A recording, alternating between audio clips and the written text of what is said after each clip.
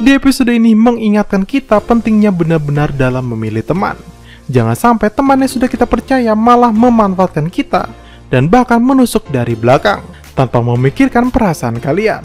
Dan selain itu, peribahasa mulutmu harimaumu harus kalian ingat baik-baik, jangan sampai menyakiti orang lain. Karena konflik di episode ini berasal dari mulut yang tidak dijaga hingga membuat perasaan lain terluka yang bahkan menyimpan perasaan sakit itu selama bertahun-tahun lamanya. Oke, sebelum kita masuk ke sinopsis episode 5 ini, bantu channel Mimin ini dengan cara menekan tombol subscribe-nya ya, agar Mimin tetap semangat memberikan konten-konten menarik untuk kalian semua. Mau? Karena foto aib Goria yang beredar sebelumnya membuat semua pihak menjadi penasaran tentang siapa pelaku yang mencemarkan nama baik Goria tersebut. Goria dan Kaning pun kembali ke klub malam tempat Goria difoto ketika itu.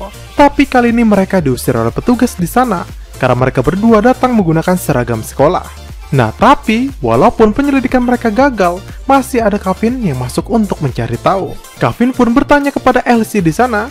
Namun karena pertanyaannya menyangkut foto Goria yang merupakan privasi klub malam tersebut, membuat petugas keamanan marah dan mengusir Kevin. Dan Kevin yang menolak untuk diusir akhirnya membuat pertengkaran. Dan tadi duga-duga walaupun wajahnya tampan, tapi ia pandai berkelahi. Dan dia menghajar banyak petugas keamanan di sana. Sampai akhirnya pemilik klub pun datang untuk meminta maaf karena dia tahu identitas Kevin yang sebenarnya sebagai anak dari pejabat kaya berpengaruh di pemerintahan. Kevin pun langsung bertanya siapa dalang yang menyuruh klub untuk memfoto Goria, tapi sayang pemilik klub masih saja menutup suara rapat-rapat. Sampai akhirnya Kevin mengancam akan membuat bisnis klub itu bangkrut dengan koneksinya di pemerintahan. Setiap klub malam pasti ada pejabat yang membacking mereka agar usaha mereka legal dan tetap berjalan. Jadi bagaimana jika Kevin menekan pejabat itu agar berhenti membacking klub malam tersebut? Yap, pasti akan tutup, dan hal menakutkan ini membuat pemilik klub itu pun membuka suara. Sedangkan di sisi lain MG menemani Time untuk minum-minum di barnya.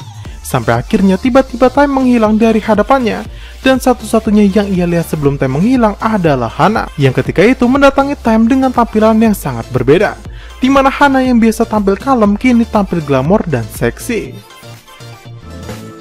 Goria yang menginap di rumah Kaning terus merasa gelisah. Rupanya kegelisahannya itu karena Time diberikan obat tidur di bar oleh Hana dibawa ke salah satu hotel. Kemudian scene berpindah ke esok hari di mana Goria malah dirundung oleh teman sekelasnya. Teman-temannya mengaku apa yang mereka lakukan adalah kehendak dari Time lewat bukti chat yang ditunjukkan.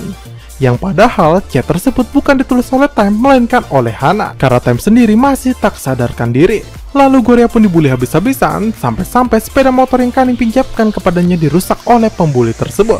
Mati-matian Goria melindungi motor itu sampai dia sendiri pun babak belur dihajar oleh para siswa. Sedangkan di sisi lain MG dan Kevin akhirnya menyadari ada keanehan dengan Hana. Mereka pun mencari tahu identitas asli Hana yang merupakan murid pindahan tersebut. Dan akhirnya ketemulah mereka dengan teman semasa SD yang memiliki kesamaan nama marga dengan Hana dan wanita itu dulunya sangat jelek. Lalu scene berpindah ke hotel di mana kini Time sudah tersadar. Hana langsung menyambutnya dengan pelukan, tapi Time malah menolaknya mentah-mentah. Sampai akhirnya tiba-tiba Hana menceritakan jati dirinya yang selalu menyayangi Time dan mencari tahu semua tentang Time selama bertahun-tahun. Hana pun menceritakan masa lalunya ketika SD, di mana ketika itu dia memberikan hadiah kepada Time yang ia sukai. Namun saat itu Time malah membuang hadiah itu dan menolak cintanya dengan sedikit kasar dengan menyebut Hana sebagai buruk rupa. Dan sejak saat itu, dengan perihnya luka hinaan, Hana memotivasi dirinya untuk menjadi cantik hingga memiliki wajah seperti sekarang. Dan setelah menceritakan masa lalunya, Hana juga menceritakan dengan detail bagaimana ia berpura-pura menjadi teman Goria dan dengan sengaja menjebak keluarga Goria agar mau berhutang. Lalu Hana pun bertanya, setelah semua itu siapa yang Time pilih?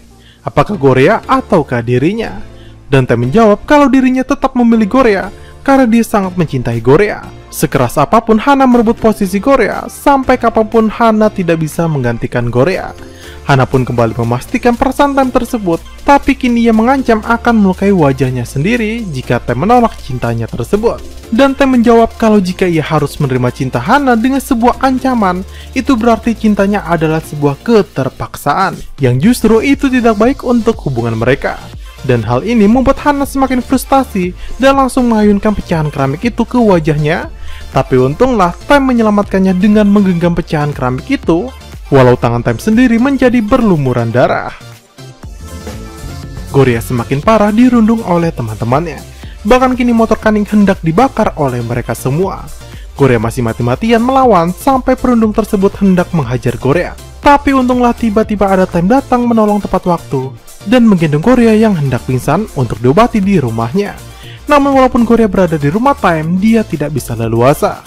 Time yang takut ketahuan kepala pelayan dan ibunya menyembunyikan Goria di salah satu gudang kosong. Dan di sana mereka berbincang banyak mengenai masalah Goria, termasuk mengenai kejahatan Hana.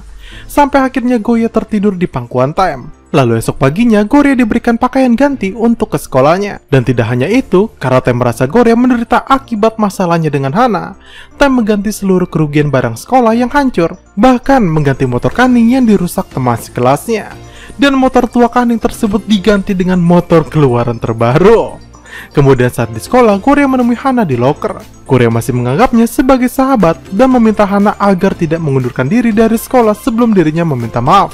Tapi Hana malah langsung pergi begitu saja mengacuhkan Goria. Yang ternyata Hana sudah mengirimkan pesan maaf di loker Goria bersama sekotak susu. Jadi dengan demikian setelah meminta maaf, Hana benar-benar pergi. Tidak hanya Hana, geng 3 perundung pun ikut meminta maaf kepada Goria. Dan Time malah mengira kalau geng tersebut hendak merundung Goria. Jadi Time membuat pengumuman agar tidak ada yang boleh menyakiti Goria lagi, karena sekarang Goria adalah pacarnya. Goria sendiri bingung kapan mereka berpacaran, yang ternyata saat menginap di rumah Time, pria itu menyatakan perasaannya dan Goria menerima perasaan Time tersebut. Tapi dengan keadaan sadar tidak sadar karena sedang mengantuk berat. Lalu di tengah keromantisan pasangan yang mendeklarasikan pacaran itu, tiba-tiba Ren datang ke sekolah.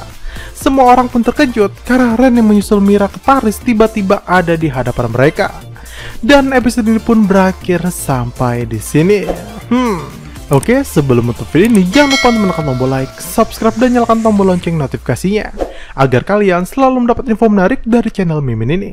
Saya Mimin Chandra pamit. See you sahabat Mincapedia.